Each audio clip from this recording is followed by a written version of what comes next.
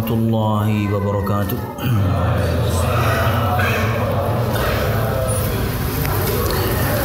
Innal hamdalillah nahmaduhu wa nasta'inuhu wa nastaghfiruh wa na'udzu billahi min shururi anfusina wa min sayyiati a'malina.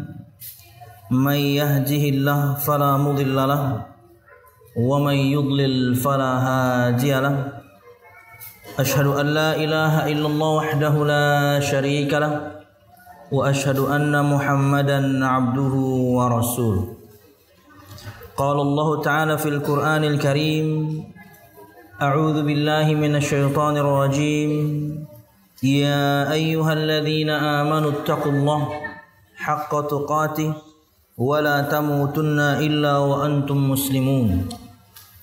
Ya ayyuhan nasu taqu rabbakumul ladzi khalaqakum min nafsin wahidah wa khalaqa minha zawjaha wa batha minhuma rijalan katsiran wa nisaa'a wattaqullaha alladzi tasaaluna bihi wal arham innallaha kana 'alaikum raqiba. Ya ayyuhalladzina amanu taqullaha wa qulu qawlan sadida yuslih lakum a'malakum wa yaghfir lakum dhunubakum wa may yuti'illaha wa rasulahu faqad faza fawzan 'azima.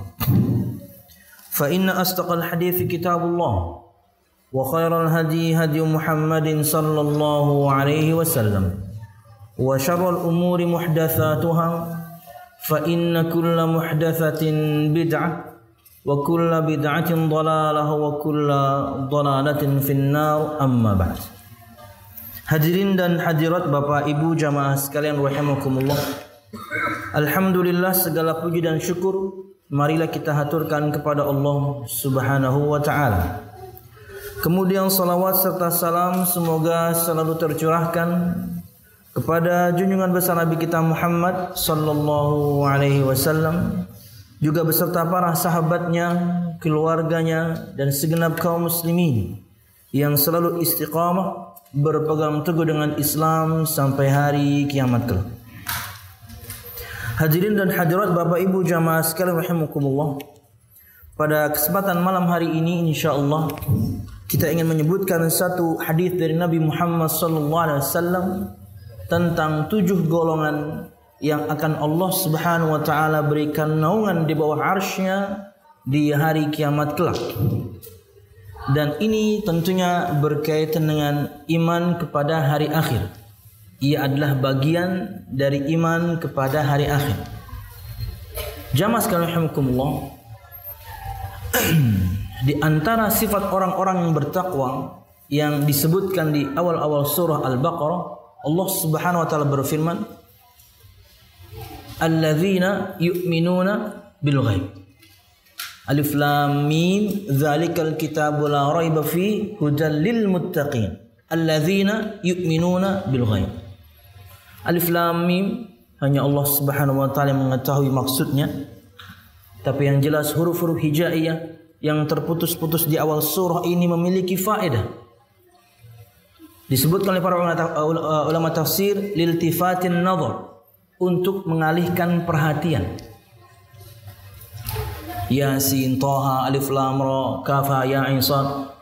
Liltifatin nazar, agar orang-orang kala itu mereka mengalihkan perhatiannya kepada Nabi kita Muhammad sallallahu alaihi wasallam. Karena mereka tahu ini huruf hijaiyah. Ini bahasa kami. Ini sih kami faham. Habis ini dia mau ngomong apa ya? Nah, karena Nabi Muhammad disebutkan sering berdakwah, menyampaikan yakni firman Allah Subhanahu wa taala di tengah pasar.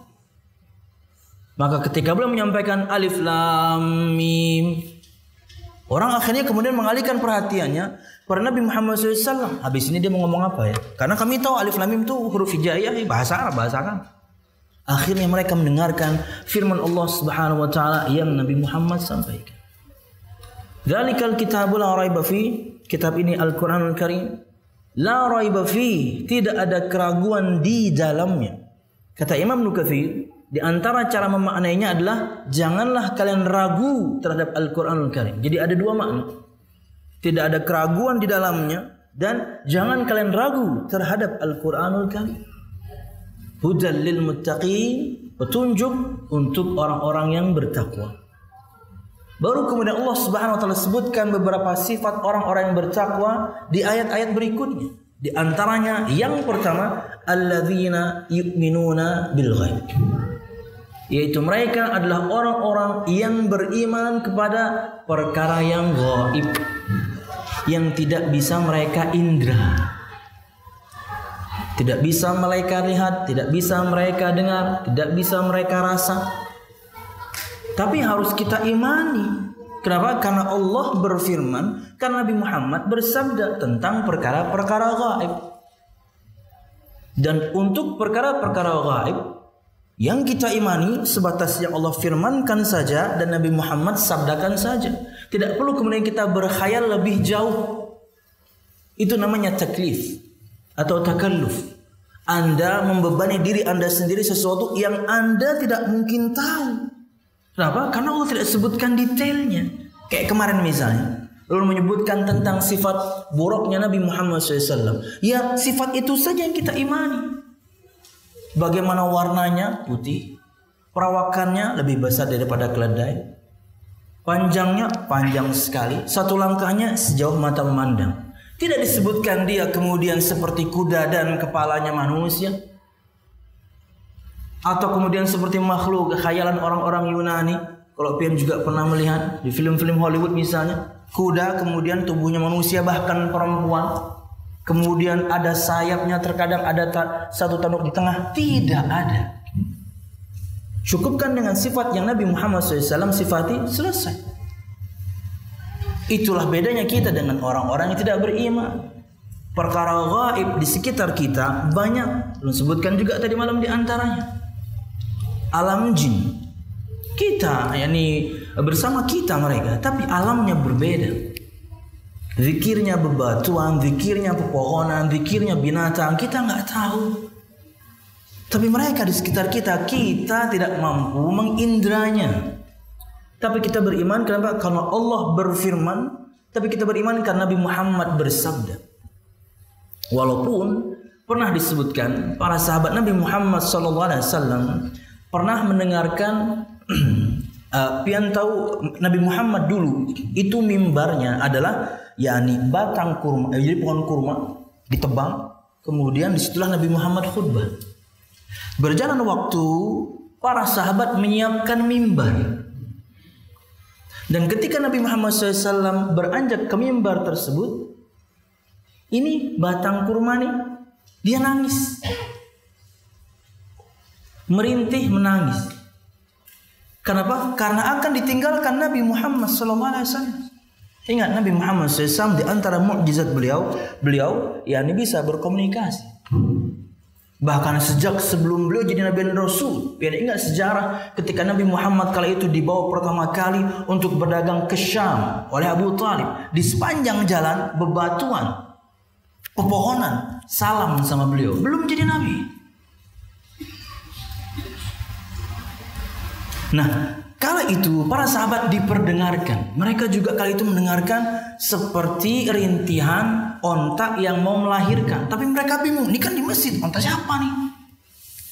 Tak tahunya mereka mendengarkan itu merintih, menangis, ditinggalkan Nabi Muhammad SAW.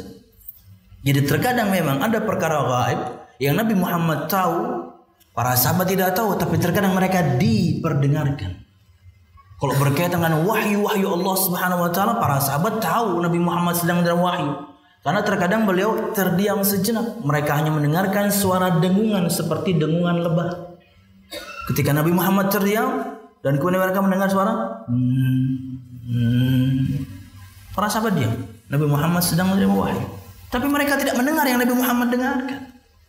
Bahkan kata Nabi Muhammad SAW, "Inni asma' ma la tasma'un wa inni ara ma la tarawun." Aku mendengar sesuatu yang kalian tidak dengar. Aku melihat sesuatu yang kalian tidak lihat. Kata beliau SAW, "Attatis sama'u attan wa haqqalaha an ta'itta. Ma min mawdi arba'i asabi'in illa wa fihi malakun wadi'un jabhatahu sajidan lillahi subhanahu wa ta'ala." Sesungguhnya aku melihat sesuatu yang kalian tidak lihat. Aku mendengar sesuatu yang kalian tidak dengar. Dan langit Allah berbunyi. Aku dengar bunyinya, kalian enggak. Kata Nabi Muhammad, attatis sama. Langit Allah itu atta dalam bahasa Arab itu adalah suara yang keluar dari keranjang yang diletakkan di atas unta khusus bawa barang. Jadi begitu ada unta khusus untuk bawa barang, ditaruh keranjang di atasnya. Ketika barang diletakkan, keluar suara. Itulah atta dalam bahasa Arab. Entah ngik, entah krek, terserah. Itulah atta. Nah kata Nabi Muhammad, langit itu berbunyi seperti itu. Kenapa? Karena banyaknya penghuninya.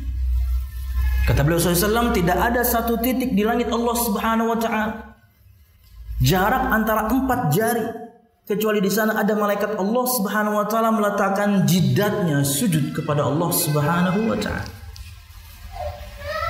Dan sebanyak itu penghuni langit Allah Subhanahu wa Ta'ala tahu dengan Anda semuanya sekarang. Subhanallah. Ya, mungkin Anda tidak terkenal, saya sebutkan kemarin. Mungkin Anda tidak populer. Tapi subhanallah, dengan Anda menghadiri majlis ta'lim, Allah sebutkan nama Anda di majlis yang mulia, majlis malaikat Allah Subhanahu wa Ta'ala. Keutamaan tentunya orang yang menghadiri majlis ta'lim langsung.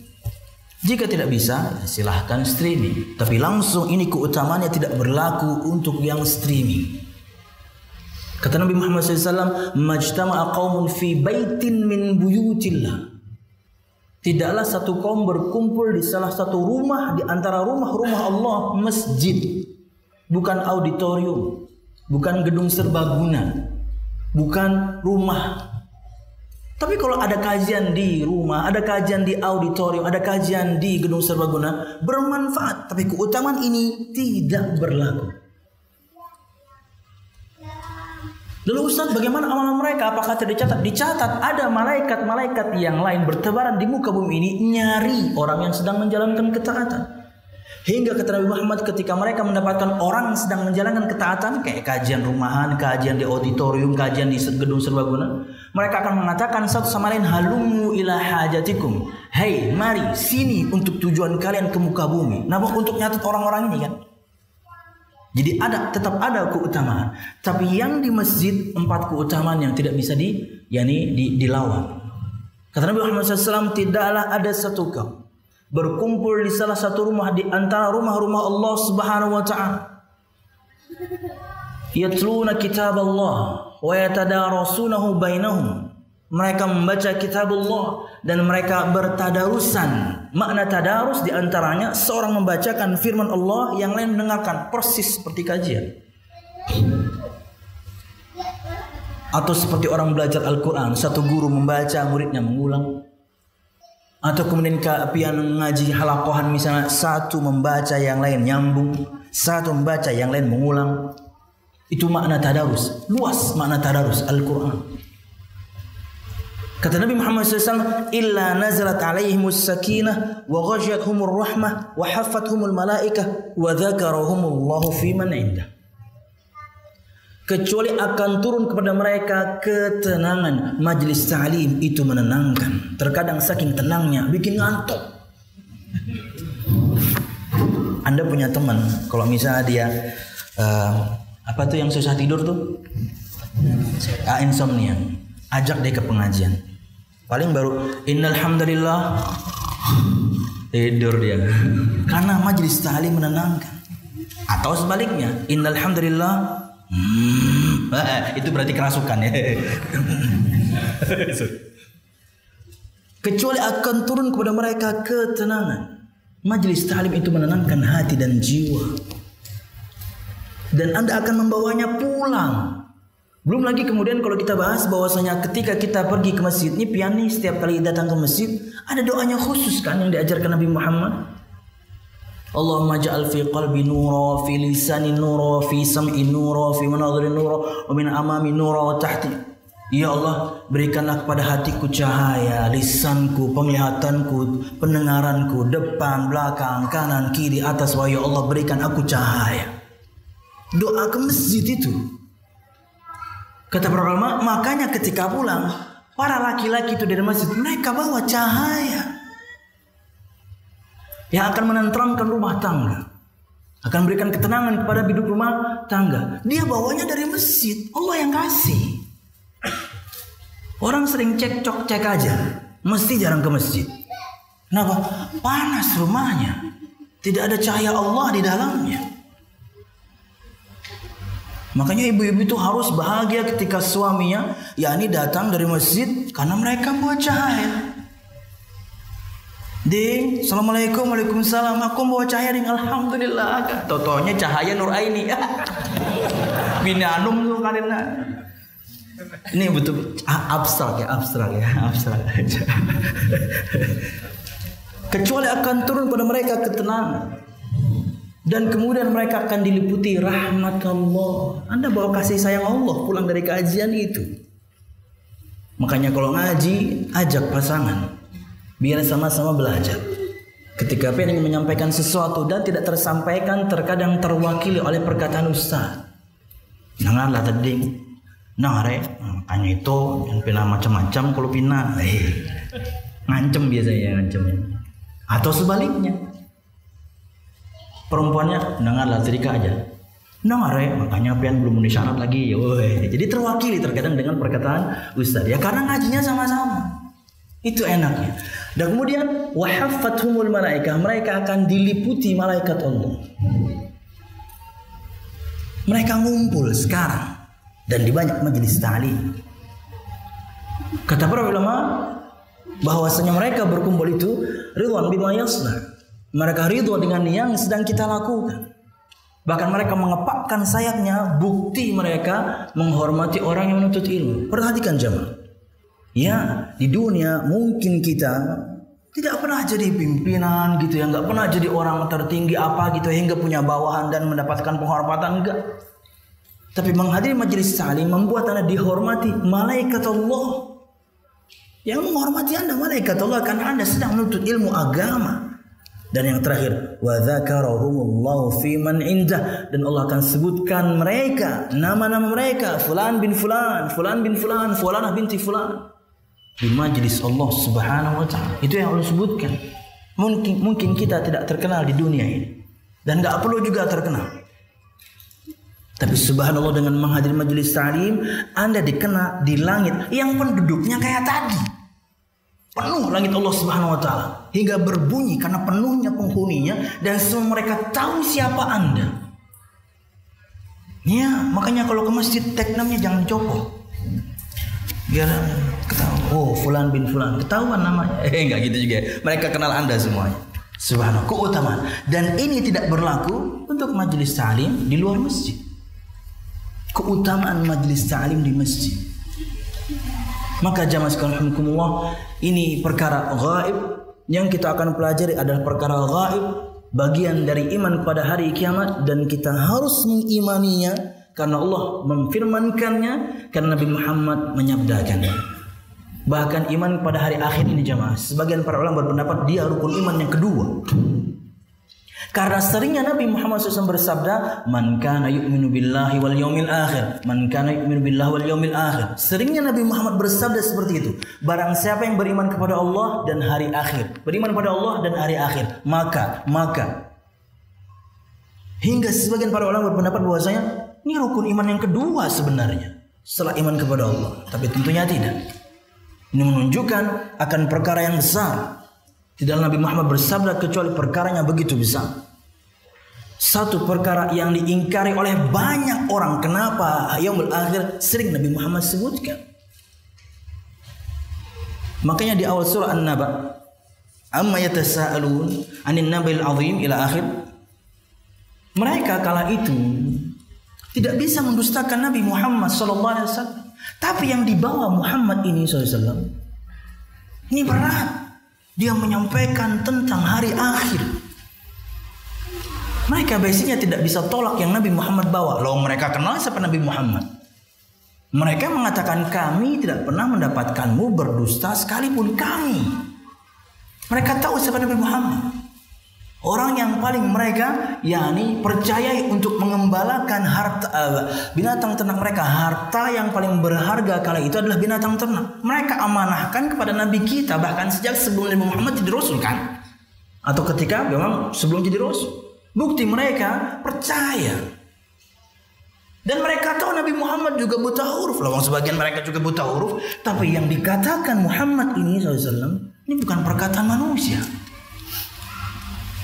Karena sebagian mereka betul buta huruf. Tapi sebagian yang lain, mereka sedang tinggi-tingginya dalam beradu syair. Mereka sedang tinggi-tingginya dalam ilmu sastra. Dan mereka tahu ini di atas sastra. Tidak mungkin orang yang buta huruf kemudian bisa ngomong seperti ini, kecuali ini firman Tuhan. Tapi mereka sombong. Kesombonganlah yang kemudian menghalangi mereka untuk beriman. Mereka tahu nih orang gak pernah berdusta. Dan mereka mengingkari hari kiamat. Tapi Nabi Muhammad yang ngomong. Aduh gimana ya, ini dia yang ngomong ini. Rata-rata surah di juz amma itu tentang hari kiamat. Ya. Dari An-Naba sampai terakhir rata-rata tentang hari kiamat, tentang rukun iman kepada hari akhir. Berat untuk orang-orang musyrikin karena mereka tahu bagaimana jujurnya Nabi Muhammad, tapi yang disampaikan ini berat untuk mereka terima.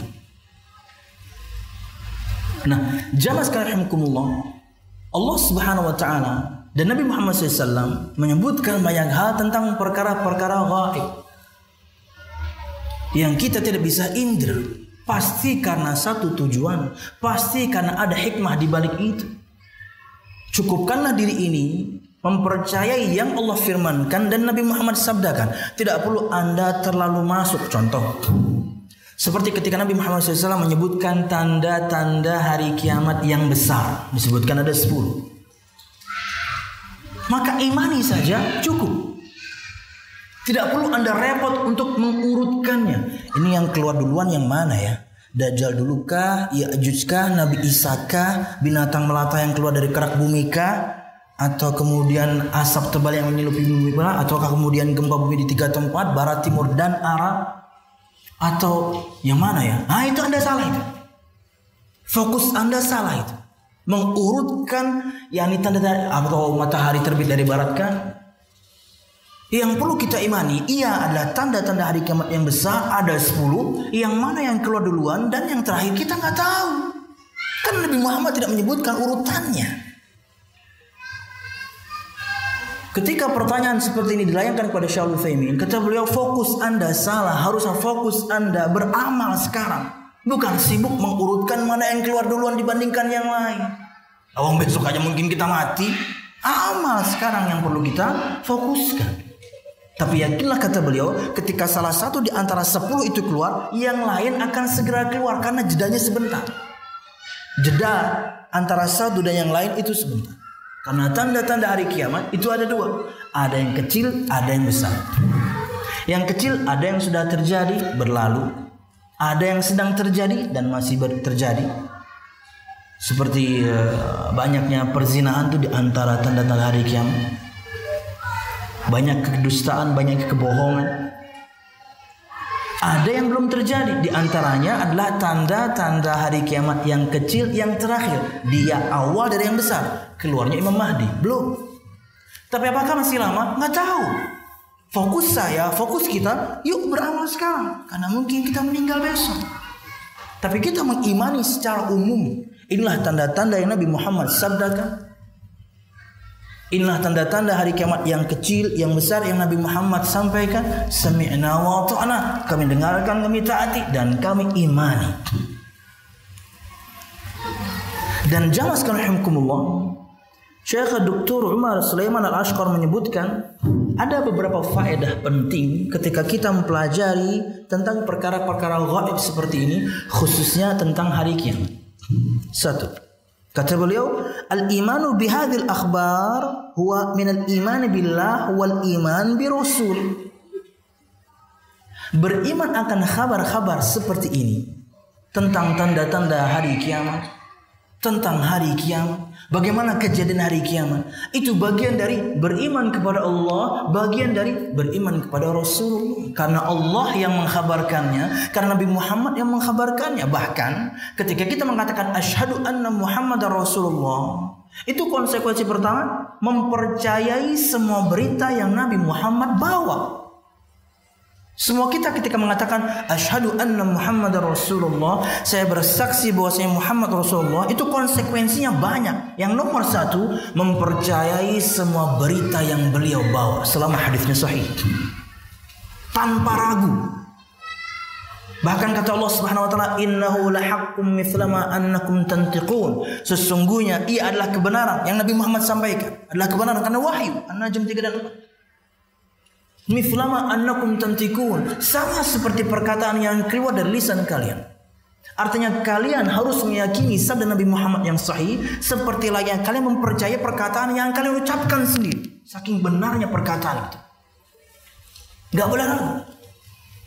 Entah itu tentang perkara gaib, perkara tentang umat-umat terdahulu. Ya, kita tahu berita tentang umat-umat terdahulu kan Allah yang ceritakan. Allah ceritakan untuk Nabi Muhammad SAW, Nabi Muhammad ceritakan untuk kita. Hingga di antaranya kita tahu bahwasanya Nabi Nuh telah menyampaikan risalah. Ingat, Nabi Nuh alaihissalam. Dan itu di antara keutamaan umat ini. Kita akan bersaksi bahwa Nabi Nuh alaihissalam kala itu sudah menyampaikan risalah Allah. Karena disebutkan nanti akan dikonfrontir Nabi Nuh dengan umatnya. Nabi Nuh itu berdakwah 950 tahun. Pengikutnya enggak sampai 100 orang. 950 tahun. Pengikutnya enggak sampai 100 orang. Wahai Nuh, apakah kamu telah menyampaikan risalahku? Kata Allah dalam Sahih Bukhari. Ya Allah. Kemudian umatnya ditanya, betulkah Nuh telah menyampaikan risalahku? Wah, enggak ada dia. Kurang ajar memang. Wahai Nuh, siapa yang bisa menjadikan kamu, siapa yang bisa menjadi saksi untukmu bahwasanya kamu telah menyampaikan risalahku? Muhammad dan umatnya akan bersaksi untuk saya. Ini keutamaan umat ini, keutamaan kita menjadi saksi untuk kebenaran dakwahnya Nabi Nuh, karena Nabi Muhammad yang ngomong sama kita. Allah ceritakan dalam Al-Quran, Nabi Muhammad sampaikan kepada kita. 950 tahun siang dan malam, walam yazidhum du'ai illa firara, kata Nabi Nuh.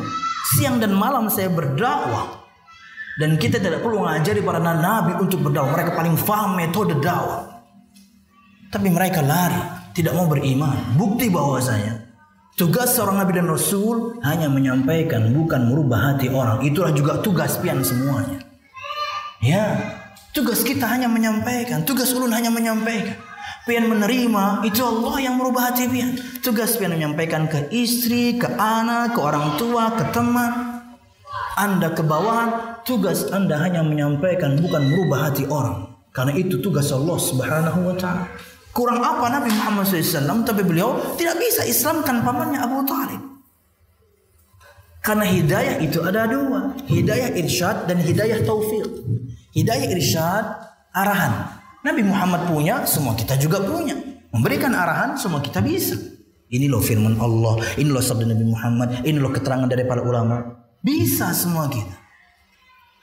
Tapi hingga orang menerima dakwah kita, orang bahkan mungkin dari non-muslim menjadi Islam, Allah Subhanahu wa ta'ala yang memiliki hati semua anak Adam. Yang kedua, hidayah taufik, itulah yang hanya dimiliki Allah. Pelunakan hati dan jiwa untuk menerima dakwah, itu milik Allah. Akhirnya ketika kita berdakwah dan tertolak, kita santai. Kenapa? Karena tugas kita sudah menyampaikan. Sampai mereka faham tentunya. Bukan cuma menyampaikan kemudian kita berlalu, tidak. Sampaikan, faham, tugas kita selesai. Sisanya mungkin berdoa, karena mungkin dia istri kita, dia anak kita, dia orang tua kita. Ya Allah, buat mereka mudah menerima perkataanku tentang firman-Mu, tentang sabda Nabi-Mu. Mereka menerima atau tidak, Allah yang merubah hati. Jadi Anda tidak terbebani. Aduh, gimana ya kok mereka nggak mau dengerin nasihat saya? Nah, Anda akan stres nanti. Anda akan stres. Allah Subhanahu wa ta'ala berfirman, dalam surah Ali Imran ayat 20, wa in tawallau fa innama 'alaikal balagh. Hai Muhammad SAW, jika mereka berpaling darimu, ingat, tugasmu hanya menyampaikan, bukan merubah hati orang. Karena itu hak Allah Subhanahu wa ta'ala. Dan tugas kita semuanya adalah berdakwah untuk mungkin lingkup paling kecil, ku anfusakum wa ahlikum nar, kita sebutkan dari pagi, adalah hanya menyampaikan. Sekali Anda menyampaikan, tugas Anda selesai. Cuman karena dia adalah istri kita, anak kita, orang tua kita, ya di momen yang lain kita sampaikan lagi. Mungkin di kali yang ke-100 dia mau dengar. Mungkin di kali yang kesekian puluh dia baru mau dengar. Baru Allah berikan hidayah. Tapi terus ulun mendakwai abah ulun untuk menanggalkan atau menurunkan semua foto, gambar makhluk yang bernyawa yang beliau pajang 10 tahun saya baru didengarkan. Sejak saya tahu hukumnya kelas 3 mutawassithah, 3 SMP. Zaman itu masih surat-suratan. Saya tulis surat ke abah, ke mama. Firman Allah sebenarnya menasihati mereka. Kan begitu banyak pajangan. Belum lagi kemudian guci-guci dengan reliknya. Liburan nggak berubah. 2 tahun, 3 tahun. Sampai ulun lulus Madinah baru mereka tanggalkan. Itu pun abah masih nawar. Rul, yang di kamar barang aja. Si saya sebutin. Sama pak. Turunkan semua. Karena tentunya sebuah kebanggaan beliau di kamarnya ada foto kami berdelapan dan orang tua. Kebanggaan untuk seorang anaknya banyak. Sebuting ini bang Rul aja. Sama bang. Turunkan aja. Ya. Karena malaikat Allah tidak akan masuk rumah yang seperti itu. Innal malaikata la tadkhulu baitan fihi tasawir. Sesungguhnya malaikat Allah tidak akan masuk ke dalam rumah, dan malaikat ini malaikatut tabrik, kata Allah, malaikat pembagi berkah dari Allah. Sesungguhnya malaikat Allah tidak akan masuk ke rumah yang di dalamnya ada gambar-gambar makhluk yang bernyawa yang dipajang. Makanya ada khilaf kalau gambarnya itu di karpet, gambarnya itu di spray, gambarnya itu ya kalau flat itu ada khilaf. Tapi lebih bagus tinggalkan juga. Untuk apa juga? Foto penuh. Ini foto kapan pak? Ini waktu saya masih susah Ustaz. Ini pak foto sudah sukses. Susah juga Ustaz. Apa gunanya dipajang? Masih susah terus. Wallahualam bisa. Lanjut. Jadi yang pertama faedahnya mempelajari perkara gaib ini bagian iman kepada Allah dan Rasul. Karena kita mempercayai firman Allah dan sabda Rasulnya Muhammad sallallahu alaihi wasallam. 2. Wuqu'u tilkal mughayyabat ala nahwi allati hadathat bil akhbar yuthbitul iman wa yuqawwih. Terjadinya kabar-kabar tersebut membuat iman kita tambah kuat, tambah yakin. Contoh seperti tanda-tanda akhir zaman yang Nabi Muhammad sabdakan. Sebagiannya kan sudah terjadi. Oh betul ya Allah, betul-betul Nabi kita itu Nabi, betul-betul Nabi kita itu Rasul. Yang beliau sabdakan 1400 tahun yang lalu ada sekarang. Allahu Akbar. Tambah kuat iman kita, tambah yakin kita akan kebenaran agama yang Nabi Muhammad sabdakan 1400 tahun yang lalu terjadi. Bahkan di awal tahun 90-an, ilmu embriologi itu di awal tahun 90-an. Bagaimana orang pelajari tentang embrio, bayi, janin. Oh lama, riset. Oh, kemudian lu nonton YouTube-nya ya. Tak taunya ketika dia sudah sampai ke puncak, bagaimana dia mengetahui tahapan yakni terbentuknya manusia. Di Quran semuanya sudah ada. Bagaimana si Muhammad ini, bagaimana Muhammad ini kok bisa tahu ya? Dia kan 1400 tahun yang lalu, dan di zaman itu pun mikroskop aja belum ada. Sekalipun ada pun nggak bakal bisa menembus kulit. Amun mau mengiti kulit kawat. Nah mikroskop lo ada matahari, ya, angit ya. Disebutkan ini dia beriman. Dia beriman. Dia menemukan perpisahan antara air laut dan air sungai. Beriman. Dengan bangganya dia mendapatkan, bahwasanya air laut dan air sungai tidak bisa bersatu. Di surah Ar-Rahman kami udah tahu. Bainahuma barzakhun la yabghiyan. Udah tahu. Basi. Disebutkan katanya juga. Benar atau tidak saya nggak tahu ya. Konon katanya di antara keterangan Neil Armstrong, kalau betul dia ke bulan ya di awal tahun 60-an. Bahwasanya dari bekas-bekas yang terdapat di bulan ini menunjukkan dulu dia pernah terbelah. Masih kami sudah tahu di surah Al-Quran. Iqtarabatis sa'ah wa syaqqal qamar. Dia terbelah di zaman Nabi kami Muhammad SAW. Oh iya biasa aja. Situ nggak baca kitab kami sih. Subhanallah. Jadi menambah kekuatan iman. Kenapa? Banyak yang Nabi Muhammad sampaikan di antaranya terjadi. Sudah terjadi bahkan. Yang kita belum temui. 3. Di antara faedah mempelajari ilmu ghaib yang Allah sampaikan, yang Nabi Muhammad sabdakan, tathbitul iman bil yaumil akhir fal qiyamah wa ahwaluha min al ghaib alladhi akhbarana bihi Allah wa rasuluhu sallallahu alaihi wasallam wal imanu bihi ihda da'aimil iman. Di antara keutamaan atau faedah beriman pada perkara gaib, akhirnya kita makin yakin akan betul-betul akan ditegakkannya hari kiamat. Dan bagaimana nanti kemudian kengerian-kengerian yang terjadi setelahnya. Walaupun tentunya semua kita insya Allah orang-orang yang beriman tidak akan mengalami hari itu. Orang yang beriman tidak akan mengalami kengerian hari kiamat. Berdasarkan sabda Nabi Muhammad SAW, Inna Allah yab'athu rihan minal Yaman. Sesungguhnya Allah akan menghembuskan angin dari arah negeri Yaman yang akan merebak ke seluruh bumi, bahkan akan masuk sampai ke goa-goa. Tidak ada seorang pun, kata Nabi Muhammad, yang dalam hatinya ada iman sedikit saja kepada Allah, illa qabaluhu, kecuali dia mati. Ya, karena kengerian hari kiamat, ketika hari kiamat terjadi dengan semua kengerian sebelumnya, langit terbelah, matahari Allah gulung, bintang-bintang berjatuhan, gunung-gunung berterbangan bagaikan angin-angin. Yang ngeri-ngeri itu semuanya ada di zaman. Kata Muhammad, inna min syiralil khalqi man tudrikuhum as-sa'ah. Sesungguhnya sejelek-jelek makhluk yang mengalami kengerian hari kiamat. Kenapa? Orang beriman meninggal duluan.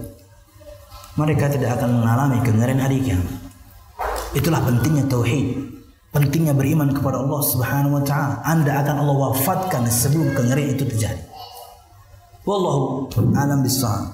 Berapa ini? 4. Ba'atsallahu Subhanahu wa taala rasulahu dalan 'alal khairi muhadziran minasyarr. Allah Subhanahu wa taala mengutus para rasulnya, itu di antara tugasnya at-tabsyir wal indzar. Disebutkan juga sebagian dari bagi. Tugas Nabi dan Rasul itu menyampaikan kabar gembira dan juga menyampaikan peringatan. Maka ketika yang Nabi Muhammad SAW sabdakan berkaitan dengan kabar gembira, terkadang yakni itu adalah janji yang belum kita lihat. Tapi begitu kemudian terjadi, makin kuat lagi iman kita, kembali ke poin dulu. Dan juga di antaranya Nabi Muhammad memberikan peringatan-peringatan dan bagaimana cara menghadapinya. Nabi Muhammad ketika Utsman masih hidup, Nabi Muhammad sudah ngomong dia akan menjadi orang yang mati syahid. Masih hidup orangnya. Ceritanya beliau dengan Abu Bakar As-Siddiq dan Umar bin Khattab dan Utsman naik ke gunung Uhud. Kemudian gunung Uhud berguncang. Kata Nabi Muhammad SAW, beliau berkomunikasi, Uthbut Uhud, hai Uhud, tenang. Disebutkan para ulama gunung Uhud kegirangan karena dinaiki Nabi Muhammad SAW. Bagaimana makhluk paling mulia kemudian menaiki dia? Uthbut Uhud, wahai Uhud, yakni diam. Karena sesungguhnya di atasmu hanyalah seorang siddiq dan 2 orang yang mati syahid. Masih hidup orangnya. Dan betul-betul Umar bin Khattab mati syahid, dibunuh ketika salat, dan Utsman juga dibunuh kala itu. Tapi Nabi Muhammad sudah berikan yakni cara menghadapinya. Wahai Utsman, kamu akan mengalami fitnah yang luar biasa. Apa yang harus saya lakukan? Bersabarlah. Nabi Muhammad sudah kasih tahu. Dan Nabi Muhammad sudah kasih tahu untuk kita. Ketika begitu banyak perselisihan, begitu banyak perdebatan, apa kata Muhammad? Alaikum bisunnati. Nabi Muhammad kasih solusi. Ketika kalian mendapatkan begitu banyak perdebatan, perselisihan, kalian harus berpegang teguh dengan sunnahku dan sunnah para khulafa ar-rasyidin setelah. Nabi Muhammad kasih solusi. Itulah diantara yang kenapa Nabi Muhammad menyampaikan hal-hal yang gaib yang terjadi di akhir zaman. Beliau diantaranya memberikan solusi bagaimana kita menghadapi. Kemudian yang berapa ini? Yang terakhir. Inna tatallu'a ila ma yahdutsu fil mustaqbal amrun fitriyun. Fal insanu yajidu fi nafsihi raghbah syadidah ila ma'rifatil waqa'i wal kainat allati qad tahdutsu lil jins wal insan. Lil jinsil insani. Kata beliau, sesungguhnya keingintahuan seseorang akan perkara-perkara yang akan terjadi itu perkara fitri. Fitrah kita kepo. Kita pengen tahu nanti apa ya? Ini sudah ada di diri kita masing-masing. Ya, cuman caranya keingintahuan kita harus berlandaskan firman dan sabda. Dan ingat, jangan seperti yang tadi, salah fokus. Hingga kemudian mengurutkan mana yang keluar duluan di antara tanda-tanda hari kiamat yang besar yang 10. Tapi keingintahuan kita akan perkara yang akan terjadi itu adalah yakni amrun fitri, perkara fitrah, kita tercipta dengannya. Bahwasanya kita ingin tahu apa yang akan terjadi. Ini perkara yang biasa kata beliau. Wallahu a'lam bishawab. Oke. Baru kemudian kita masuk pada bahasan tentang salah satu kejadian di antara kejadian-kejadian hari kiamat. Apa? Dikumpulkannya kita di padang mahsyar. Terlepas dari perdebatan para ulama apakah mahsyar adalah bumi ini yang kemudian dirubah menjadi padang mahsyar atau dia adalah padang yang lain. Ulun ikut pendapat yang pertama. Berdasarkan firman Allah Subhanahu wa taala, wa idzal ardu muddat, dan jika bumi dihamparkan. Yang sekarang. Makanya tidak perlu sekarang itu berdebat. Bumi ini bulat apa datar ya? Sekarang bulat, nanti datar. Santai aja. Debat bumi bulat, bumi datar, subuh kada sembahyang. Apalagi misal ada yang debat, kamu subuh kunut kah? Kunut kembang kada. Yang debat dua-duanya nggak sholat subuh. Nah, ngapain itu debat? Dua-duanya nggak sholat subuh. Sekarang bulat dia. Nanti wa idzal ardu muddat, dan jika bumi kata Allah Subhanahu wa taala dihamparkan. Juga berdasarkan sabda Nabi Muhammad SAW tentang keutamaan negeri Syam, kata beliau ardul mahsyar. Negeri Syam itu adalah negeri mahsyar. Ke arah sana nanti semua kita akan digiring untuk berkumpul. Apa itu Syam? Jordania, Syria, Lebanon, Palestina. Negeri para nabi. Jamaah sekalian rahimakumullah. Pendapat yang kedua disebutkan, yakni dia adalah hamparan yang lain. Tapi ulun ikut pendapat yang pertama. Nah, kala itu kenapa kita bahas yang dinaungi? Karena kala itu kata Nabi Muhammad dalam Sahih Muslim bahwasanya matahari akan Allah dekatkan sejarak 1 mil. Mil itu bisa 1,5 kilo standar manusia. Kata Imam Nawawi dalam keterangannya juga mil itu adalah panjang besi celaknya seorang wanita 5-6 cm. Kata Nabi Muhammad SAW, tudna syamsu yawmal qiyamah alal khala'iq qadra mil. Nanti matahari akan Allah dekatkan kepada atau di atas semua makhluk sejarak 1 mil, 1 jengkal. Ustaz, harus semua kita hangus. Harusnya semua kita hangus. Jangankan 1 mil. Yang ada ini saja Allah dekatkan sedikit, habis kita. Tapi kondisi kita berbeda. Keadaan kita berbeda. Kala itu orang hanya berkeringat berdasarkan ketentuan Allah Subhanahu wa taala. Allah Maha mampu merubah segalanya. Di dunia kita mengenal sesuatu kayak kematian. Kematian untuk kita abstrak. Nggak bisa kita lihat, nggak bisa kita jamak. Kematian sifat abstrak. Di hari kiamat Allah rubah menjadi sosok seekor domba dan Allah akan sembelih. Dan kematiannya mati. Makanya yang di surga kekal, yang di neraka kekal. Karena kematiannya mati. Bagi Allah merubah hal-hal yang demikian kecil. Bahkan di antaranya, bagaimana Allah mengazab orang-orang kafirin, tubuh mereka Allah akan jadikan besar. Karena 1 gigi orang yang diazab di neraka Allah, 1 giginya kata Nabi Muhammad, bahwasanya 1 gigi orang yang diazab di neraka, giginya sebesar gunung Uhud. Gigi geraham. Gunung Uhud yang tadi malam kita bahas, tinggi kurang lebih 300 meter, total pegunungannya 8 kilo. Yang kita lihat itu rata-rata adalah 30%. Semua gunung rata-rata cuma 30%, 70-nya menghujam ke bumi. 1 gigi geraham. Mereka akan jadi sangat besar. Kenapa? Allah ingin mengazab mereka habis-habisan. Kulit mereka Allah tebalkan. Karena yang paling sakit ketika kita kemudian terbakar, kulit pertama kali. Kata Allah, kullama nadiyat juluduhum baddalnahum juludan ghairaha liyadzuqul azab. Setiap kulit mereka matang kami ganti dengan kulit yang baru supaya mereka merasakan azab. Kulitnya Allah bikin tebal. Lalu giginya kayak gitu, kondisi berubah. Semua kita pun insya Allah, amin. Ketika masuk surga, semuanya jadi ganteng. Jadi sekarang yang belum beruntung dengan kegantengan, santai. Nanti ganteng semua. Santai aja, sabar aja. Ya. Ustaz, nanti semuanya sama. Yang disebutkan semuanya akan menjadi rupawan, laki-laki perempuan, tapi mereka akan membawa sifat masing-masing yang kita akan saling kenal. Saling kenal kita. Insyaallah, amin. Semoga kita masuk surga, amin. Nggak perlu operasi plastik, nggak perlu. Apalagi plastik sudah nggak boleh di Alfamart ya. Nggak perlu operasi plastik. Santai aja, syukur yang ada. Kenapa? Karena ada orang terlahir cacat, terlahir sumbing, terlahir buta, terlahir tuli. Kita sempurna. Memang nggak ganteng, nggak ada masalah. Tapi sudah hukum dari sananya. Yang nggak ganteng, cantik biasanya istrinya. Allah adil. Ya, nggak ganteng Anda, istri cantik. Jalan Anda berdua dikira supir ya. Santai ya, biasa aja ya.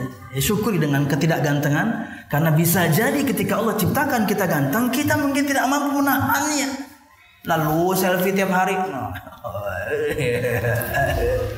Ya Allah, padahal sebertahan follower lakian, muak bertahan. Orang ini. Lanjut. Oke, jamaah sekalian rahimakumullah. Allah akan dekatkan matahari sejarak 1 mil. Kondisi kita berbeda tentunya. Dan manusia nanti akan berbeda dalam jumlah keringatnya, tergantung amalnya masing-masing. Di antara mereka ada yang keringatnya sampai mata kakinya, di antara mereka ada yang keringatnya sampai pinggulnya, sampai pundaknya, dan ada yang tenggelam dengan keringatnya sendiri. Dan kondisi di padang mahsyar, kata Nabi Muhammad SAW, yuhsyarun nas yawmal qiyamati hufatan uratan ghurla. Manusia nanti akan dibangkitkan dan berkumpul di padang mahsyar di hari kiamat, hufatan, tanpa alas kaki, uratan, telanjang bulat, ghurla, kulub, tidak disunat. Aisyah radhiyallahu anha bertanya, "Wahai Rasulullah, tidak akan nanti laki-laki dan perempuan saling melihat satu sama lain karena telanjang?" Kata Nabi Muhammad SAW, "Al-amru yawma idzin asyad min ayyanzura ba'dhum ila ba'd." Perkara hari itu jauh lebih dahsyat, mengerikan dibandingkan mereka harus melihat kanan dan kiri.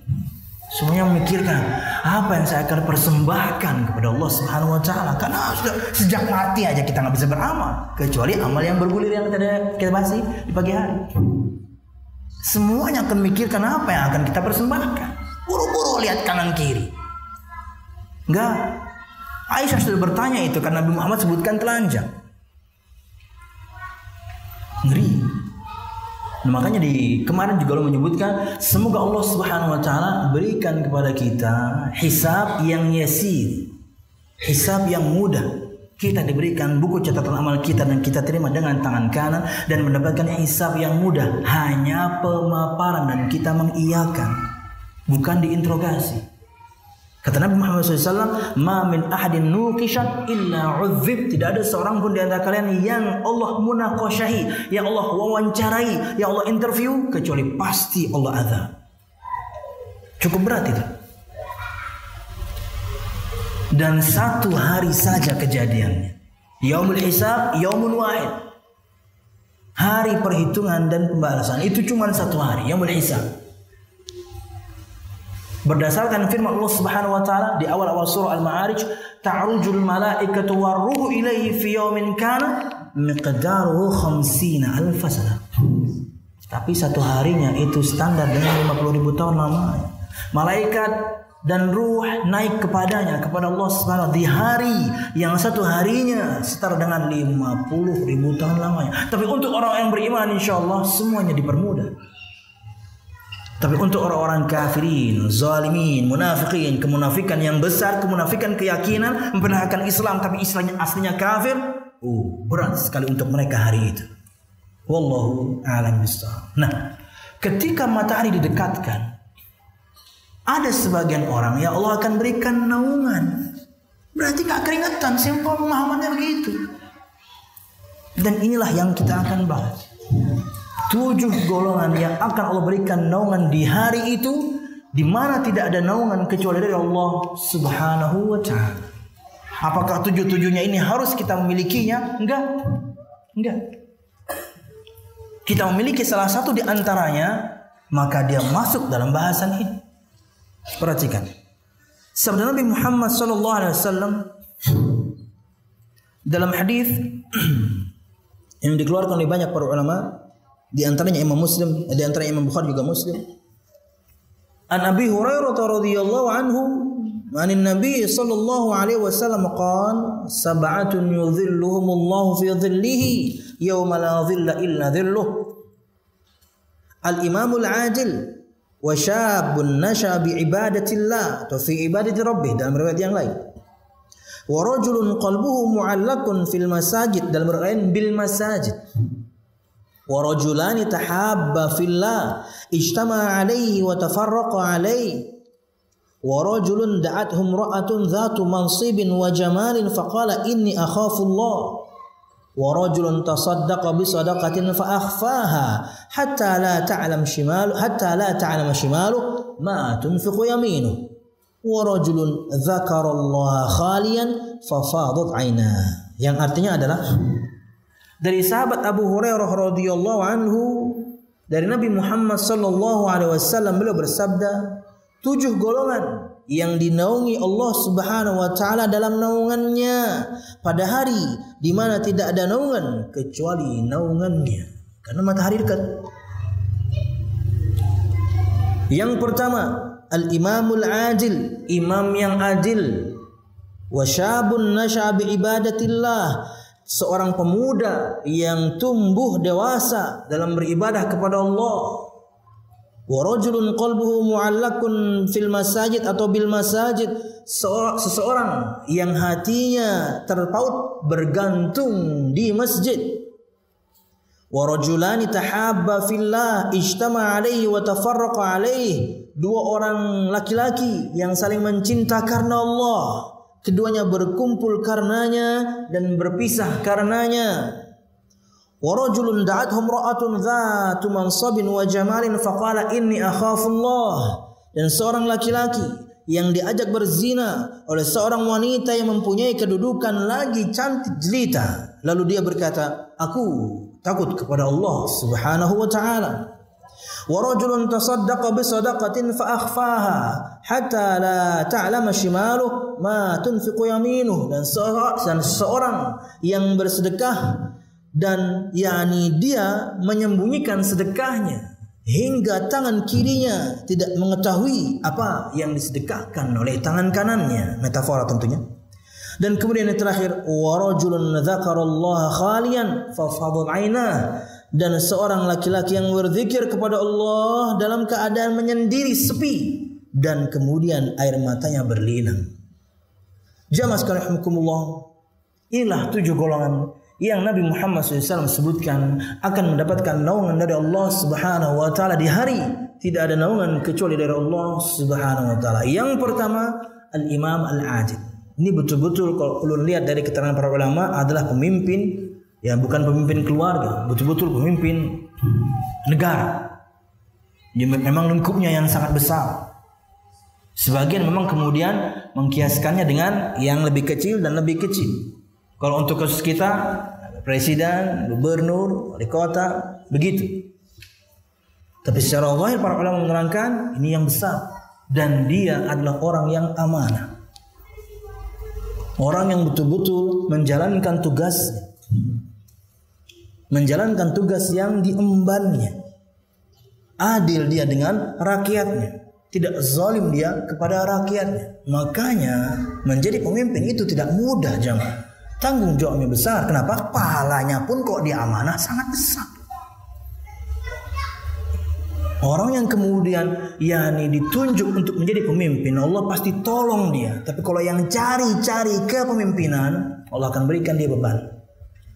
Tapi kalau Anda ditunjuk untuk memimpin, Allah pasti mudahkan Anda untuk memimpin.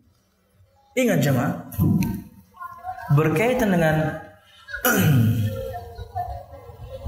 ketika Anda adalah karyawan atau Anda ingin cari karyawan, maka tips dari Al-Quran itu hanya 2. Ini berlaku untuk siapapun di antara kita mungkin suatu saat jadi pemimpin. Kalau kita pakai lingkup yang kecil, Al-Qawiyul Amin. Ingat anaknya Nabi Syuaib mengatakan kepada Nabi Syuaib agar kemudian menyewa Nabi Musa alaihissalam. Ya abati istajirhu fa inna khayra man istajarhul qawiyul amin. Wahai abah, pekerjakan dia, Karena sesungguhnya sebaik-baik orang yang engkau pekerjakan adalah al-qawi al-amin. Orang yang kuat, orang yang amin. Kuat maksudnya apa? Kapabilitas. Mampu memang dia mengemban tugas itu. Kalau Anda menjadi karyawan dan Anda tidak menguasai bidangnya, jangan ambil tugas itu. Karena Anda berarti nggak capable, nggak mampu, nggak kuat Anda. Ketika Anda ingin cari karyawan, cari juga yang seperti itu. Mampu nggak dia menjalankan tugas? Al-amin. Yang kedua, kredibilitas, jujur. Dua, tips Al-Quran. Entah Anda sebagai karyawan atau Anda sedang cari karyawan, dua. Dan kalau kita berbicara tentang pemimpin, dua hal ini juga yang harus Anda miliki. Anda memang mampu menjalankan tugas Anda sebagai pemimpin, presidenkah, gubernurkah, wali kotakah, dan Anda menjadi orang yang amin. Ini yang berat. Kata Nabi Muhammad SAW, "Satalqawna ba'di atharatan." Sungguh kalian nanti akan mendapatkan setelahku pemimpin-pemimpin atharatan, adalah pemimpin yang lebih mengutamakan kepentingan orang lain atau kepentingan diri dia sendiri dibandingkan rakyatnya. Nabi Muhammad sudah ngomong. Kemudian apakah Nabi Muhammad memerintahkan kalau kalian dapat pemimpin begitu berontak aja? Kalau kalian dapat pemimpin seperti itu kemudian kudeta aja? Enggak. Apa jawab Nabi Muhammad? Apa kata Muhammad? Fasbiru hatta talqawni 'alal haud. Bersabarlah kalian hingga kalian menjumpaiku di telagaku. Sampai hari kiamat kita harus sabar, Pak. Salah satu di antara begitu banyak prinsip Ahlus Sunnah tentang bagaimana sikap kita kepada pemimpin. Mereka punya kezaliman, pasti. Mereka punya keburukan, kita tahu. Tapi mereka juga punya kebaikan. Kata Nabi Muhammad SAW, "Addu ilaihim haqqahum was'alullaha alladzi lakum." Tunaikan saja tugas kalian kepada mereka. Kita mentaati pemimpin dalam ketaatan kepada Allah. Kalau mereka memerintahkan pada maksiat, kita nggak taat. Itulah hak mereka dari kita. Tunaikan saja tugas kalian kepada mereka dan mintalah hak kalian kepada Allah. Mereka nggak ngasih. Mereka nggak ngasih. Kalau Anda mintanya kepada Allah, mau berapapun harga bensin, kita bisa beli. Kenapa? Allah yang ngasih kita duit. Padahal mungkin sepeda motornya cuma Honda 70, tapi begitu masuk pom bensin, Pak, Pertamax Turbo. Oh, kok yurinya ada duitnya, Pak. Kenapa Allah kasih saya rezeki? Tahanlah mesinnya. Oh, pengen meremehkan. Memang ini bodinya Honda 70, mesinnya terayam, Pak. Ayo. Subhanallah. Nah, minta saja sama Allah. Hak kita minta sama Allah. Allah pasti kasih. Anda nuntut pemimpin, dia nggak ngasih. Dia nggak ngasih. Tapi kita harus bersabar dengan kezaliman itu. Wallahu a'lam bishawab. Jamaah. Kepanjangan nanti ngomong politik jadi. Dua. Atau kebanyakan ngeluh nanti ya. Sabar aja udah. Ulun sekarang 40 tahun. Artinya Ulun mengalami zaman Pak Harto. Dan Ulun sudah dewasa waktu itu. Artinya Ulun cukup tahu bagaimana perkembangannya. Ulun masih ngerasakan beli bensin waktu itu ketika belum mahal. Ya. Ulun tahu sampai waktu itu, yakni ketika dolar masih 2000. Paham saya. Sudah cukup besar saya. 96 saya sudah lulus pesantren. Subhanallah. Makin kesini memang kata Nabi Muhammad makin buruk. Tapi kita harus sabar. Kama kana alaikum yuwalla alaikum. Bagaimana kondisi kalian, begitulah pemimpin kalian. Kenapa para sahabat pemimpinnya ada Rasulullah? Kenapa? Karena mereka baik. Dan kasih pemimpin sebaik Rasulullah. Anda ingin pemimpin yang baik, Anda harus baik. Karena pemimpin cerminan kita. Pengen pemimpin baik, harus muncul dari kita yang baik. Jika tidak, ya banyak bersabar aja ya. Wallahu a'lam bishawab. Ulun pernah gitu ya. Nah, kesambatan. Ya dialog lah dengan orang pajak ya. Dan dia kemudian berdalih bahwasanya, Pak, pajak ini Pak untuk kemaslahatan rakyat juga. Oh gitu ya, untuk kemaslahatan rakyat ya. Antum pernah ke Batu Licin? Diam dia. Maksud Bapak apa? Antum cek jalan dari Banjar ke Batu Licin. Kalau antum katakan semuanya untuk kami, ketika kita semuanya bayar pajak, jalan aja nggak benar. Jadi ngeluh nih jadinya nih. Iya. Kalau ke sini lebih enak jalannya. Coba ke Batu Licin. Berlubang sana sini, sekalinya ditambal, kemudian rada gendut tambalannya hingga kemudian bumping kita naik mobil karena kalau kuring ulun jadinya. Itu baru saya tunjuk satu titik baru dari Banjar Batu Licin. Saya belum bahas satu Kalsel, diem dia. Jadi nggak usah sok-sokan kemudian ini untuk kemaslahatan rakyat. Mana? Jamaah kita di Banjar. Ini mudahan kritikan dan saya layak untuk mengkritik ya. Dan saya dai. Dia bayar dulu namanya Askes, kemudian jadi BPJS ya. Dia bayar selama sekian tahun. Kalau di total dunia itu mungkin sudah 15 jutaan lebih. Siap? Suatu saat dia diare. Cukup parah diarenya. Ke rumah sakit dia berharap dirawat, diopname karena cukup parah. Sudah sampai hampir seminggu diarenya pokoknya. Parah. Udah sangat lemes sekali. Kemudian sampai ke sana dicek dan cuma diberikan ini rawat jalan aja dan ini ambil obatnya di kasir. Sekalian bayar, sekalian ngambil obat. Di kasir bayar. Bukannya gratis. Oke, bayar. Begitu obatnya dikasih 3. Kemudian kata yang melayani, maaf Pak, ini obatnya kami cuma bisa memberikan yang nomor 1. 2 dan 3 kami nggak punya. Sudah nomor 1 saja. Totonya apa? Oralit. Ya salam. Oralit saya juga bisa bikin di rumah oralit doang. 3:1 kan? Iya, 3 gula sendok makan, 1 sendok teh garam, oralit. Bisa kita bikin, ngapain ke rumah sakit? Gak apa-apa, tetap sabar jamaah kita. Kemudian dia ke apotek untuk mencari obat yang kedua dan yang ketiga. Dia pengennya diopname tadi, karena dia ngitung selama ini dia nyetor itu 15 jutaan. Bisa dong masuk kelas 1. Iya dong. Sampai ke apotek. Maaf Pak, ini obat yang nomor 2 kami juga gak punya. Tapi ingredient obat ini ada di Entrostok. Ya elah, Entrostok doang. Rumah sakit gak punya.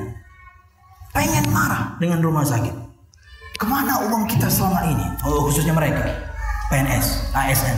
Kemana uang kami selama ini? Hingga kemudian tidak mendapatkan layanan. Tak taunya mereka, rumah sakitnya gak dibayar. Wajar mereka gak ngelayani. Ya, belum baca-baca gitu ya, triliunan hutangnya kepada rumah sakit.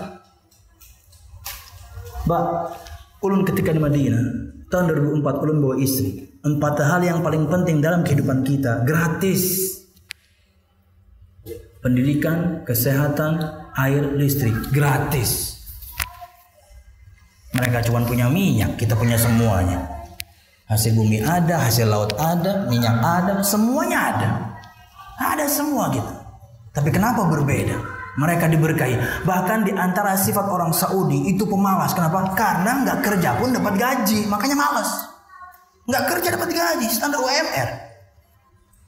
Di Kuwait standarnya paling rendah 900 dinar. Orang Kuwait kalau kemudian lahir dan kemudian aktenya keluar, sejak akte keluar dia terdaftar dapat gaji. Nanti boleh diambil kalau sudah umur pengen kuliah. Bayangkan 18 tahun punya tabungan. Cuman punya minyak Kuwait. Saudi cuman punya minyak. Tapi bedanya signifikan. Apa itu? Menjawab panggilan sholatnya beda sama kita. Sana kalau sudah azan semuanya tutup, semuanya off. Maka harus kita mulai dari diri kita sendiri. Dari perusahaan ini juga. Dan saya dengar tadi begitu. Luar biasa.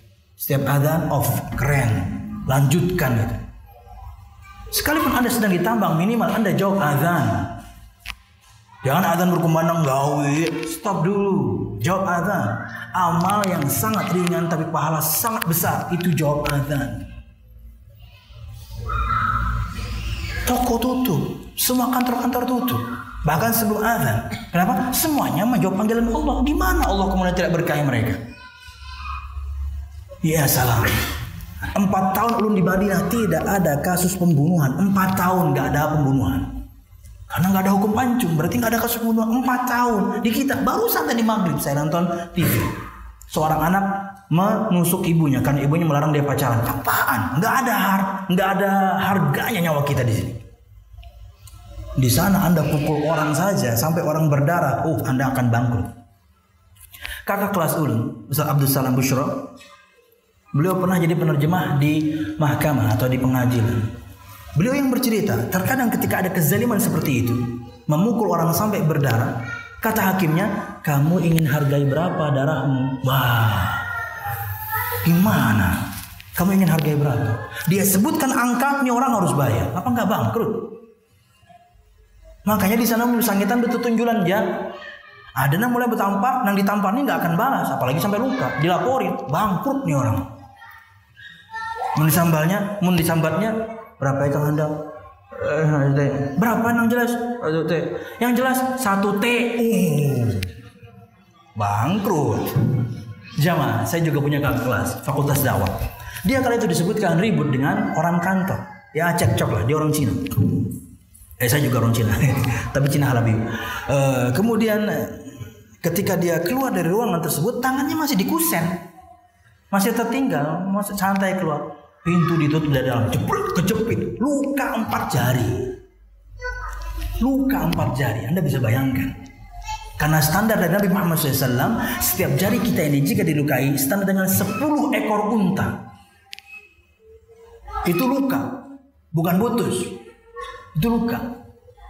Anda tahu orang kantor itu hampir mau sujud dia minta maaf. Tolong jangan laporkan saya. Kalau dilaporkan bangkrut dia. 7 turunan duitnya nggak bisa bayar mungkin. Kenapa? Karena mahal sekali darah seorang muslim. Ya, kita mulai dari yang kecil. Siapapun di antara kita, adzan berkumandang, bersegera. Memang bukan satu Indonesia, minimal mungkin 1 Tanjung atau mungkin 1 mes. Ya, kita cari berkah dari Allah Subhanahu wa taala. Karena yang pian kais sekarang semuanya rezeki dari Allah. Dipanggil buruan. Jadi jangan sampai kemudian ada masalah baru sholat malam, ya Allah. Ya Allah, pas ada masalah. Siapa lu? Kemarin kemana aja? Kan simbolnya begitu. Ada masalah baru bulik, ada masalah baru datang. Kemarin dipanggil 5 waktu, santai. Nyucuk pentol boleh lah, tapi jangan banyak-banyak karena adzan cepet. Kan kalau dari sini nih sampai Banjar tuh, tidaklah ada satu masjid musola kecuali ada paman pentolnya. Wah, itu sangat menggiurkan. Boleh lah, cucuk 1-2 biji sholat. Pas sholat pikirkan imbah ini 3 biji pulang ya. Kada busuk semuanya. Karena pentolnya nyaman lah. Lanjut. Wa syabun nasyabi ibadatillah. Dan seorang pemuda yang tumbuh dewasa dalam beribadah kepada Allah. Kenapa Nabi Muhammad fokuskan pemuda? Karena basicnya pemuda itu malas. Kata para ulama. Makanya umur ini yang Nabi Muhammad spesifikkan, pemuda. Disebutkan Imam Katsir di tafsirnya berkaitan dengan umur orang muda. Perkataan para ulama yang banyak dan mereka menyebutkan 18 sampai 40. Itulah disebut anak muda. Dan itulah umur yang berbahaya. Ya. Dalam artian untuk bahasan ini malesnya luar biasa. Anda harus belajar memotivasi diri, mengetahui firman Allah sabda Muhammad akan keutamaan amal kayak tadi pagi keutamaan salat, baru kemudian kita selamat. Itulah gunanya belajar. Ini tumbuh dewasa dalam beribadah kepada Allah Subhanahu wa taala. Orang-orang yang seperti ini akan mendapatkan naungan. Karena masa mudanya habis untuk ketaatan. Nikmati yang bisa dinikmati, no problem, enggak ada masalah. Tapi ibadah dia top. Wa rajulun qalbuhu mu'allaqun bil masajid, dan seorang laki-laki. Ingat ya, poin pertama tadi itu khusus laki-laki. Poin kedua bisa laki-laki perempuan. Poin ketiga ini juga laki-laki. Kenapa? Karena perempuan basicnya sholatnya di rumah. Dan seorang laki-laki yang kemudian hatinya terpaut dengan masjid. Disebutkan oleh para ulama keterangannya ingin selalu kembali ke masjid. Di antara keterangan yang lain, dia selalu duduk di masjid bahkan sebelum waktunya datang. Di antara keterangan yang lain, dia duduk di masjid untuk nunggu salat berikutnya. Misalnya contoh yang dekat gitu ya, maghrib dan isya, enggak pulang dia tunggu isya, dia di masjid.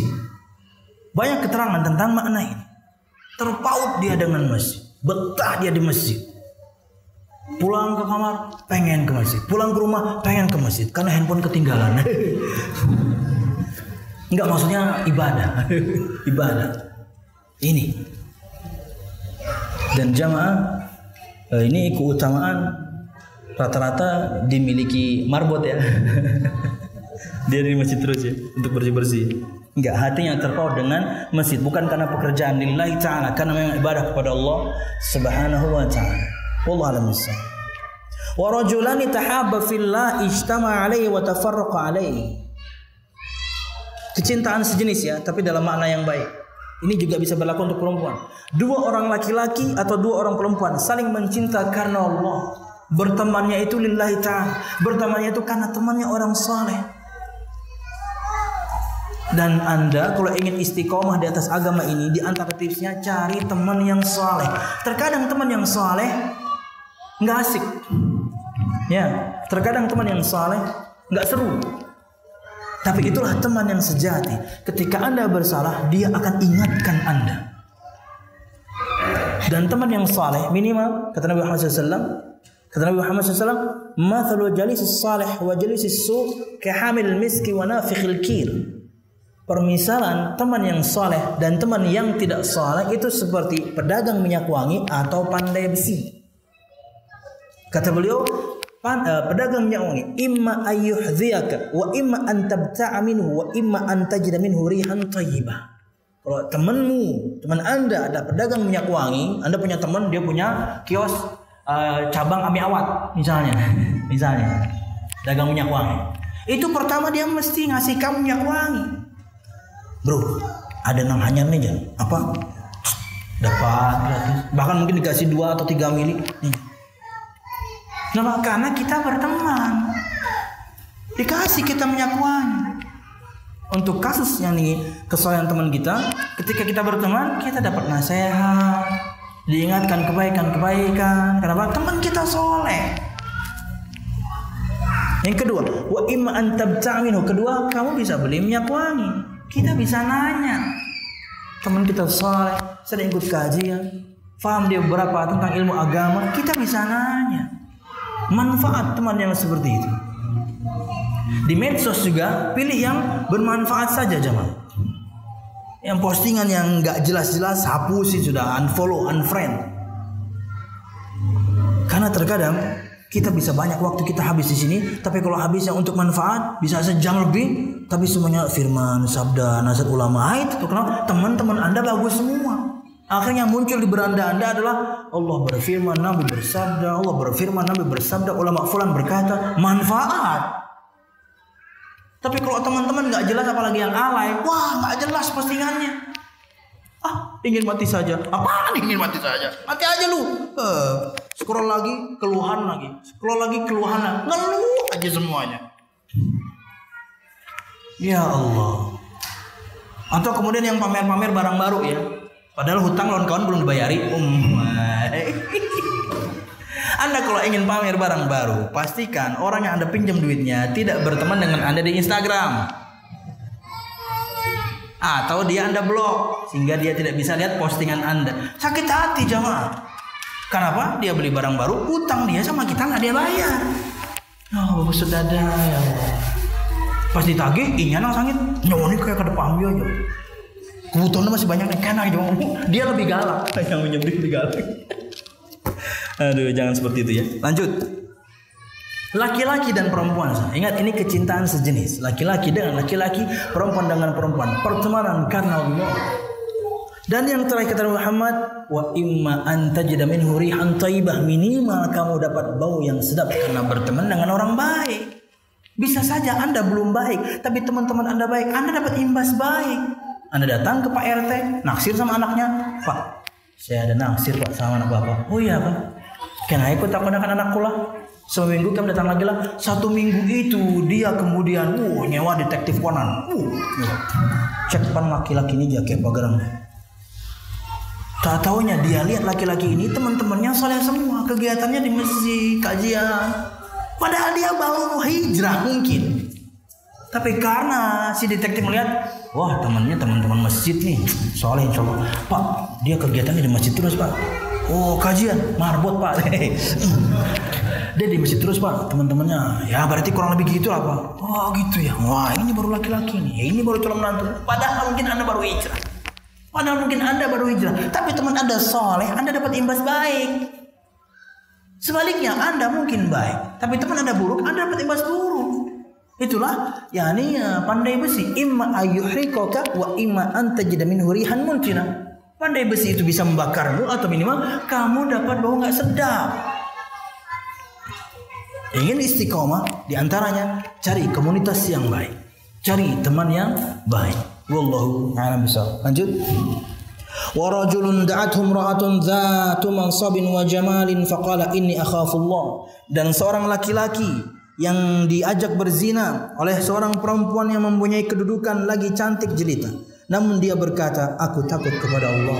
Ini mengingatkan kita akan kejadian Nabi Yusuf alaihissalam. Kemungkinan Nabi Yusuf kali itu berzina sangat luas. Satu, yang ngajak berzina cantik. Pian menang membawa pina kada bungas nyamang. Kita kakak aja, kita.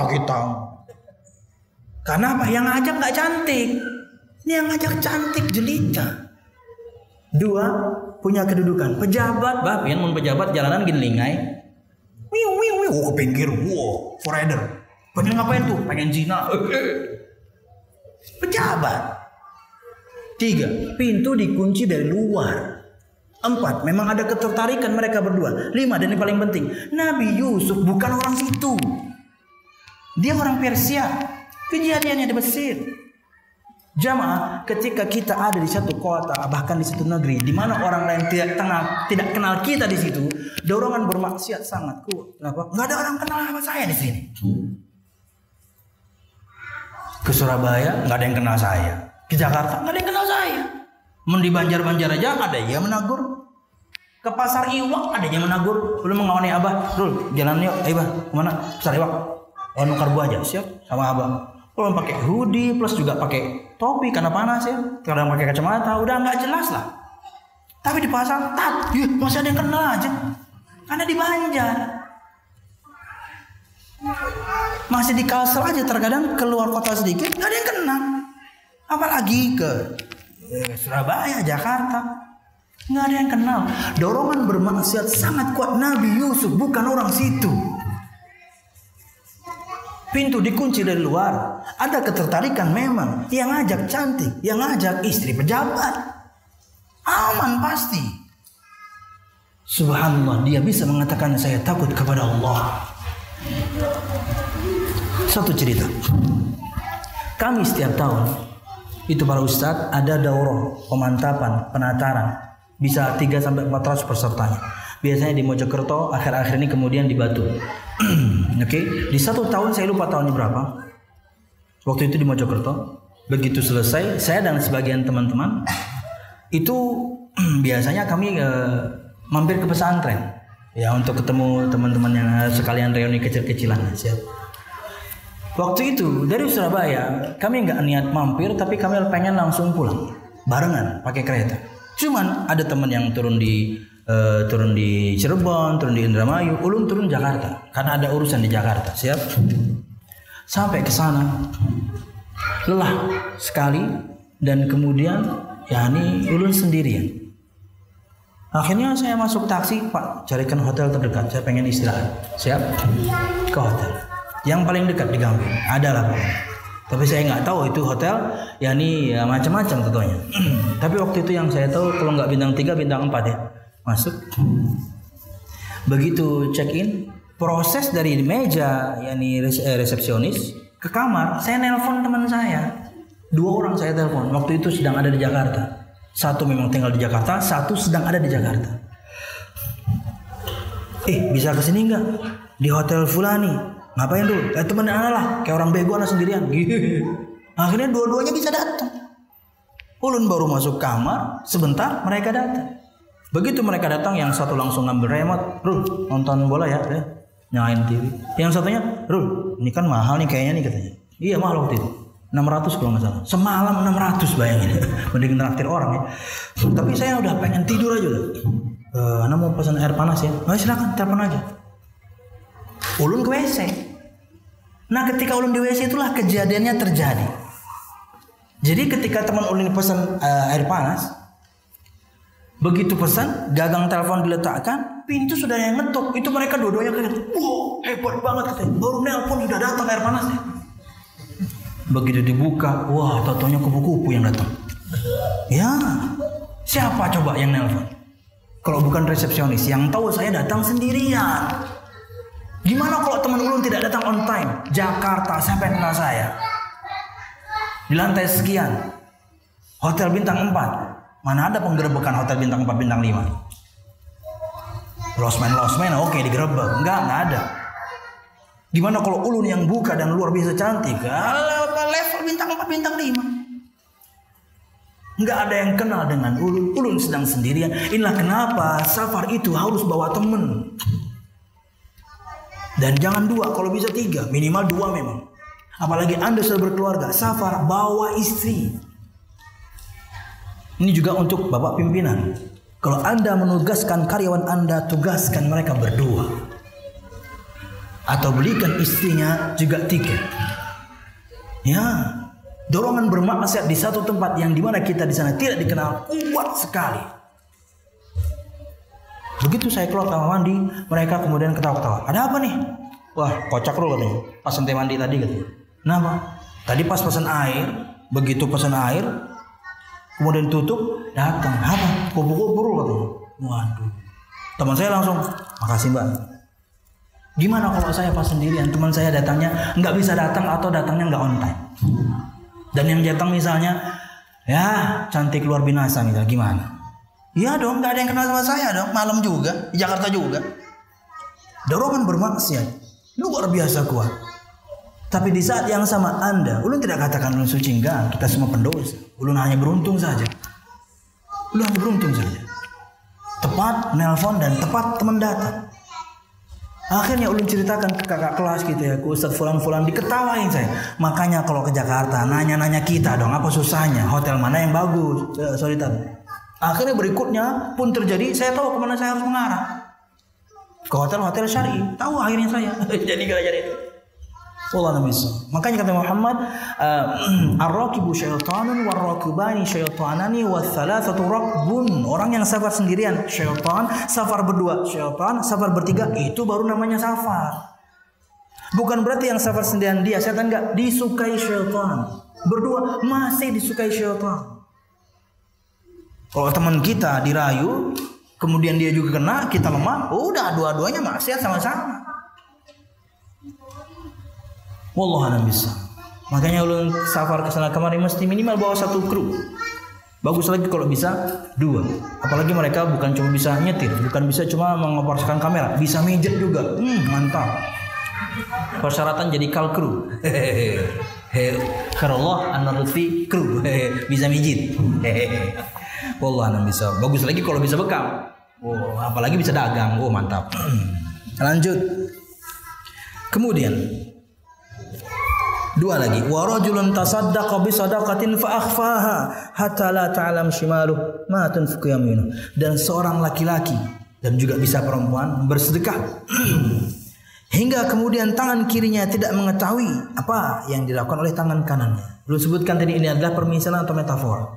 Artinya orang terdekatnya tidak tahu dia beramal dengan hartanya. Belum sebutkan di pengajian duhur kemarin. Pian harus punya amal rahasia berkaitan dengan harta pian, Pak.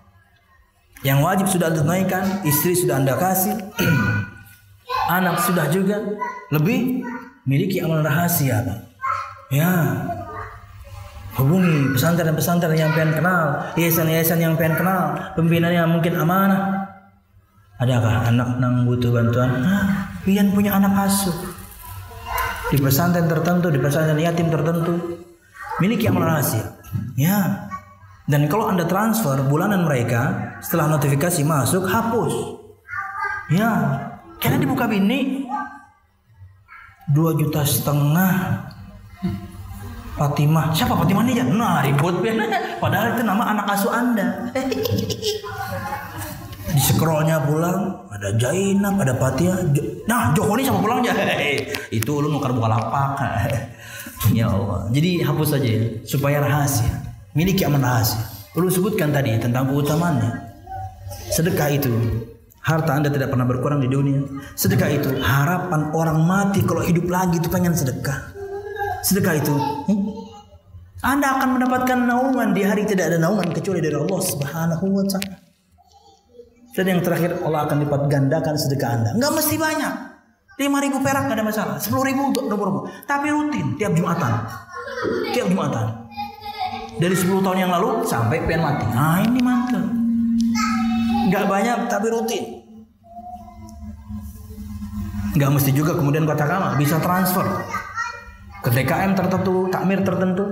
Silahkan miliki amalan rahasia berkaitan dengan harta Anda karena akan menyelamatkan Anda di padang mahsyar. Terakhir, warajulun dzakarallaha khalian fa fadat ainah, dan seorang yang berzikir, laki-laki juga bisa perempuan, menyendiri, berkhalwat tengah malam hingga kemudian air matanya berlinang. Kata Nabi Muhammad, ainani la tamassuhuman nar, ada 2 pasang mata yang tidak akan disentuh api neraka Allah, enggak akan disentuh apalagi masuk.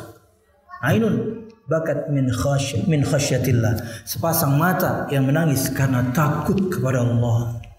Kenapa? Karena pernah bermaksiat, karena maksiatnya banyak, dia sesali malam itu sampai menangis, berlinang air mata. Bahkan di hadis yang lain, mustahil orang yang menangis karena takut akan azab Allah akan masuk neraka. Mustahil. Kata Muhammad, sama seperti mustahilnya jika susu sudah keluar dari ketel, dia nggak bakal balik. Seperti itulah mustahilnya orang yang menangis karena takut pada Allah akan azabnya karena kita berdosa dan kita menyesalinya. Mustahil masuk neraka Allah Subhanahu wa taala. Wallahu a'lam. Maka menangislah. Dan dosa kita terlalu banyak, berkhalwatlah kepada Allah, minta ampun kepada Allah hingga air mata berlinang. Maka insya Allah kita bagian dari yang Allah Subhanahu wa taala akan berikan naungan di hari tidak ada naungan kecuali dari Allah Subhanahu wa taala. Ingat, enggak mesti Anda memiliki 7-7-nya. Bahkan Anda jangan coba yang satu tadi. Iman kita lemah. Jangan kemudian iman menguji iman. Iman itu dijaga bukan diuji. Saya pengen nguji iman lah. Saya safar keluar kota sendirian lah. Tahu-tahu mungkin kayak cerita Ustadz itu. Datang, iman Anda lagi lemah. Nang datang Bu Mas Bana. Cantik badai topan halilintar ya Pak. Jangan. Iman itu bukan untuk diuji. Iman itu dijaga. Jangan masuk bab yang mungkin kita tidak tahan untuk menghadapinya. Wallahu a'lam bishawab. Ini yang bisa saya sampaikan. Mudah-mudahan bermanfaat. Salah dan khilaful, mohon maaf. Mudah-mudahan kajian kita diberkahi Allah Subhanahu wa taala. Amin. Semoga siapapun di antara kita memiliki sifat ini, entah 1 di antaranya, 2 di antaranya, bahkan mungkin 3-4 di antaranya. Artinya yang di hadapan kita sekarang, kita bisa beramal dengan harta kita. Kita bisa kemudian tak menjalankan ibadah selalu di masjid. Ya, kita bisa berteman dengan teman-teman yang saleh. Banyak kesempatan nih. 6 di antara yang 7, karena yang dipanggil perempuan untuk berzina berat itu. 6 sisanya kita punya kesempatan. Wallahu a'lam bishawab. Selesai. Karena mau tanya jawab sejam pulang lah. Oke. Terima kasih untuk semua pian yang mau berhadir, panitia khususnya Mas Agus, Pak Bayu dan yang lainnya. Mudah-mudahan kerjaan pian, harta pian diberkahi Allah Subhanahu wa taala. Ingat, jangan lupa bersyukur kepada Allah dengan menjalankan ketaatan. Yuk ramaikan masjid ini dengan salat berjamaah selalu. Insyaallah, amin ya rabbal alamin. Subhanakallahumma bihamdika asyhadu an la ilaha illa anta astaghfiruka wa atubu ilaik. Wassalamualaikum warahmatullahi wabarakatuh.